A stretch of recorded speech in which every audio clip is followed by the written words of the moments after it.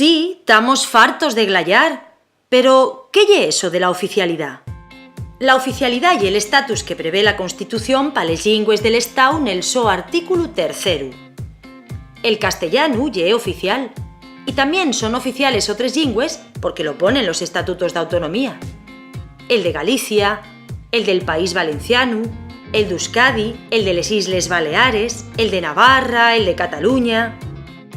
Asturias ye la excepción.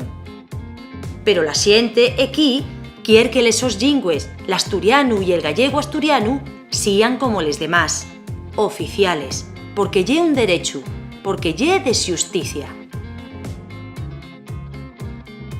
La oficialidad ye esencial para salvar la llingua, y además ye lo único que puede acabar con les imposiciones y les prohibiciones.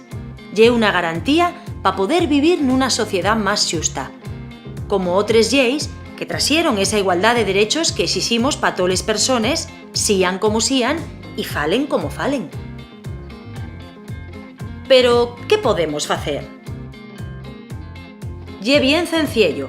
Nada más hay que modificar el Estatuto de Autonomía que se aprobó en 1981 y que ye l'orixe d'esti conflicto. Sí, conflicto. Y hay que acabar con ello, porque la convivencia de les llingües n'Asturias non puede ser problemática nunca más.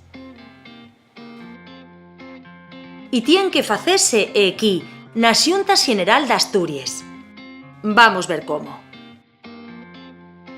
Primero, 12 diputados o diputaes de la Xunta Xeneral tienen que facer el pidimiento para que se trate na Cámara.